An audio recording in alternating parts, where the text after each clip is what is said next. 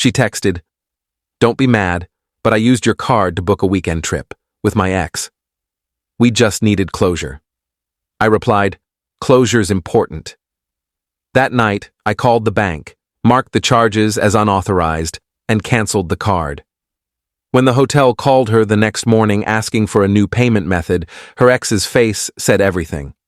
I'm 30, work as a senior analyst at a consulting firm, and until last week I thought I had a good relationship with my girlfriend of 3 years. Her name was Rebecca. We met through mutual friends at a barbecue, hit it off immediately, and moved in together after about 18 months. She worked in event planning, made decent money, but I earned significantly more. That became relevant pretty quickly. Rebecca had this habit of borrowing my credit card. It started small, grabbing coffee on my card when hers was in her other purse, ordering takeout when she'd left her wallet at work. I never minded. We were partners. What's mine is yours, right? But over time, it escalated. She'd use my card for her hair appointments, her shopping trips, weekend brunches with friends. I noticed, but I didn't say anything. I loved her. I trusted her. I thought we were building a life together. Her ex's name was David. They dated for 2 years before me, broke up badly according to her. She said he was emotionally unavailable, that the relationship had been toxic, that she'd spent months in therapy getting over him. She told me all this on our 4th date, and I appreciated the honesty. She said she hadn't spoken to him in over a year when we started dating. That should have been true. Last Tuesday evening I was at the gym after work, doing my usual routine. Around 7 p.m. my phone buzzed. Text from Rebecca. "Hey babe, don't be mad, but I used your card to book a weekend trip. I know it's weird, but hear me out. David reached out last week and we've been talking. We both realized we never got proper closure after our breakup and it's been weighing on us. We're going to spend this weekend at a resort upstate, just to talk through everything and finally close that chapter. I know you'll understand. You're the most mature, emotionally intelligent guy I've ever dated. Love you." I read that text 3 times while standing in the middle of the gym. People were walking around me. Music was blaring. Someone asked if I was using the bench press. I didn't hear any of it. She used my credit card to book a romantic weekend getaway with her ex-boyfriend, and she had the audacity to call me emotionally intelligent as some kind of justification. I didn't call her. I didn't text back immediately. I finished my workout, went home, showered, and sat on the couch for an hour just processing. Rebecca wasn't home. She was at her friend Monica's place, or so she'd said that morning. At 9 p.m., I finally replied, "Closure's important. Have a good time." She texted back within seconds, "Thank you so much for understanding. I knew you'd get it. We're leaving Friday morning. I'll be back Sunday night. Love you so much." I stared at that message. Then I opened my banking app. The charges were right there. Grand Summit Resort and Spa. Friday check-in, Sunday check-out. Deluxe King Suite with mountain view. $1,200. She'd also charged a dinner reservation at some fancy restaurant attached to the resort. Another $200 deposit. $1,400 for a weekend trip with her ex, using my money. I called my bank's fraud department at 9:30 p.m. "Hi, I need to report unauthorized charges on my credit card." The representative was professional and efficient. I explained that someone had used my card without permission to book travel accommodations. She put a hold on the charges immediately and started the dispute process. Then she canceled my card and said a new one would arrive in 5 to 7 business days. "Is there anything else I can help you with tonight?" she asked. "No, that's everything. Thank you." I hung up and went to bed. I slept better than I had in months. Update one Friday morning, Rebecca left the apartment at 8 a.m. I was already up, drinking coffee, pretending to read emails on my laptop. She came into the kitchen with her weekend bag, all smiles. "I'm heading out," she said, leaning down to kiss my cheek. "Thank you again for being so cool about this. It really means a lot." "Of course," I said. "Drive safe." She left. I watched from the window as she got into David's car, a silver BMW I'd never seen before. He didn't get out to help with her bag. She threw it in the back seat herself, and they drove off. I went to work like it was any normal Friday. Attended meetings, reviewed reports, had lunch with a coworker. My phone stayed silent all morning. At 11:47 a.m., my phone exploded. 5 missed calls from Rebecca, 8 texts. Call me now. What did you do? The hotel just called and said the card was declined and they need a new payment method. Are you seriously doing this right now? Answer your phone. I was in a meeting. I silenced my phone and kept it face down on the conference table. At 12:30, when the meeting ended, I had 14 more texts and 3 voicemails. I listened to the voicemails in my office with the door closed. First voicemail, 11:52 a.m. Hey, so the hotel said your card isn't working. Can you call them and fix it? We're literally standing in the lobby. This is so embarrassing. Call me back. Second voicemail, 12:03 p.m. Okay, this isn't funny anymore. The hotel is saying the card was reported as fraudulent and they can't process it. Did you cancel it? Please tell me you didn't cancel it. David is pissed. Just call me. Third voicemail, 12:18 p.m. You know what? I get it. You're mad. You're being passive-aggressive. But this is really immature. We're about to get kicked out of the hotel lobby. David had to book us a motel down the road and he's really upset about it. We'll talk when I get home. I can't believe you're doing this.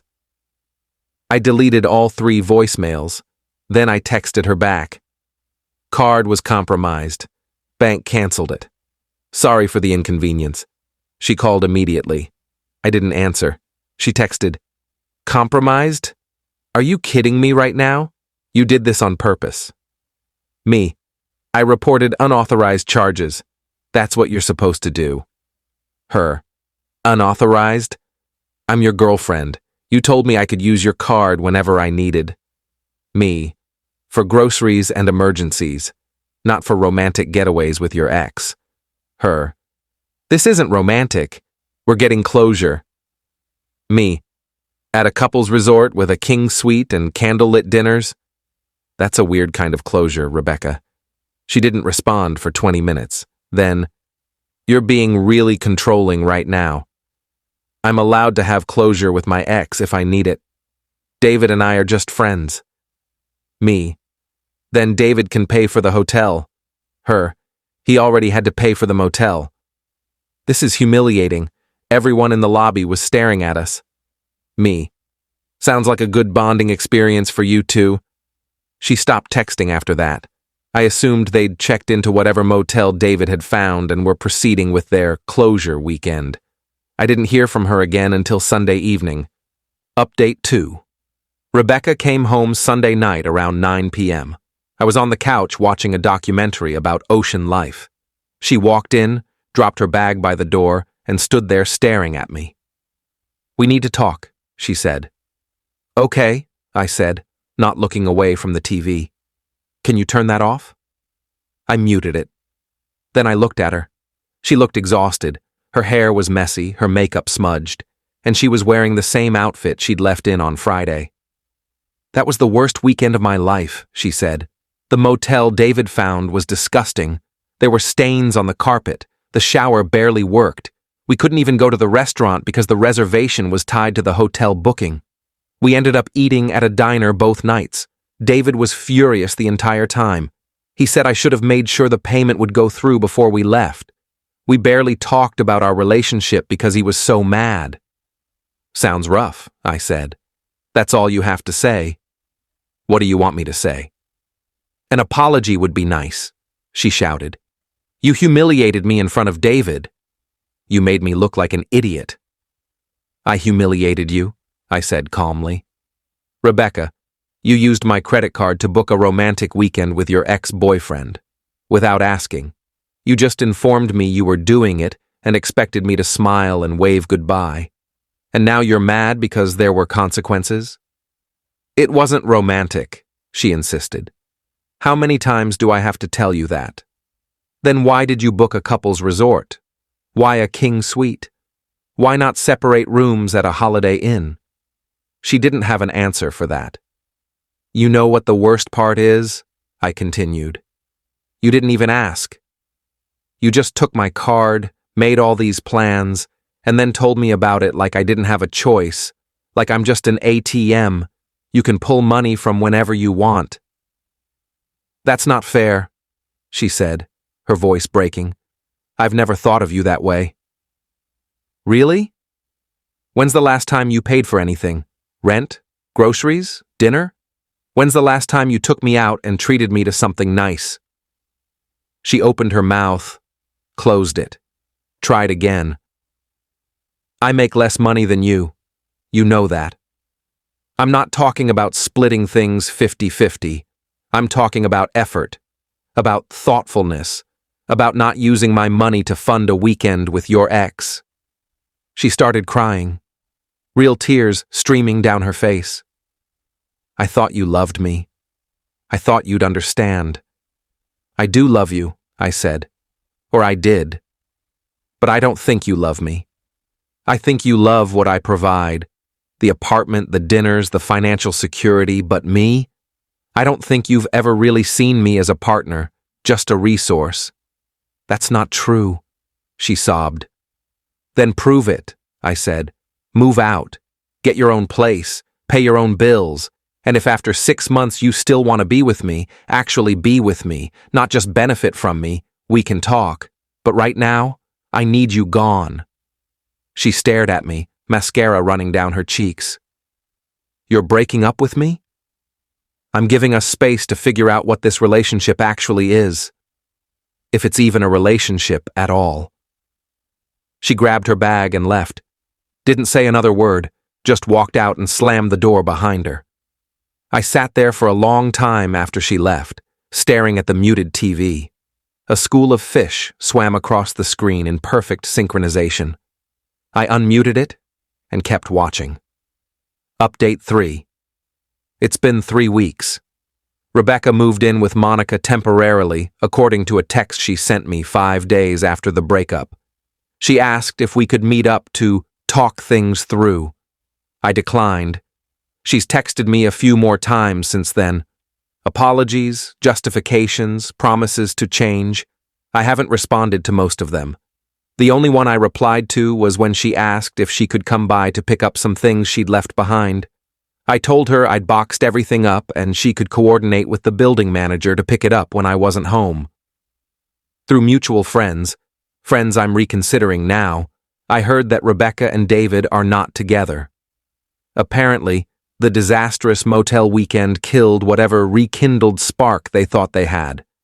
David told people Rebecca was too high maintenance and that he dodged a bullet by not getting back with her. The irony is almost funny. Rebecca, meanwhile, has been posting cryptic Instagram stories about toxic people and knowing your worth. I haven't looked at them directly. A friend sent screenshots, but the fact that she thinks she's the victim in all this tells me everything I need to know. I've spent the last 3 weeks reevaluating a lot of things. How much I gave in that relationship without asking for anything in return. How many times I ignored red flags because I wanted to believe we were solid. How I equated generosity with love, when really I was just making it easy for her to take advantage. My bank closed the fraud case in my favor. The charges were reversed. I got my $1,400 back. Rebecca will probably see that when she checks her email. I'd forwarded her the hotel confirmation when she first booked it. I wonder if she'll reach out about that too. I doubt I'll respond if she does. Last week, I went on a date. Her name's Jordan. We matched on Hinge.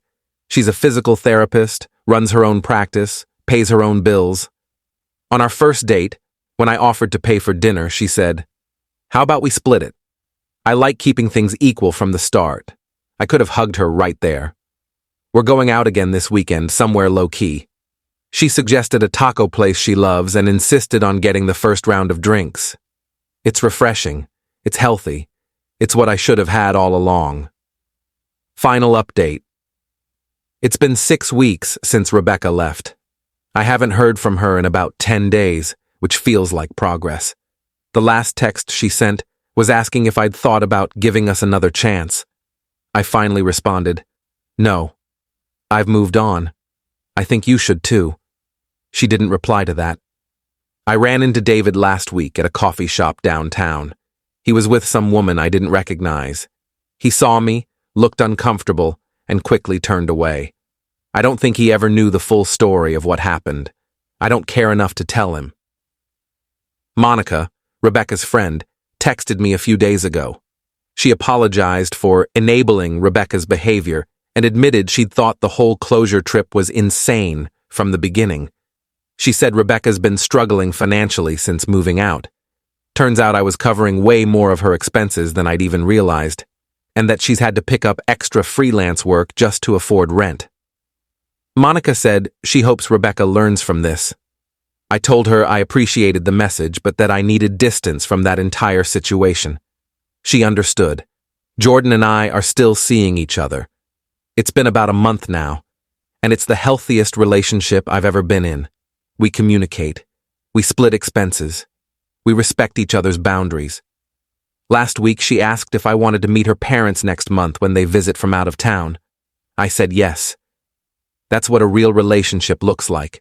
Partnership, respect, reciprocity.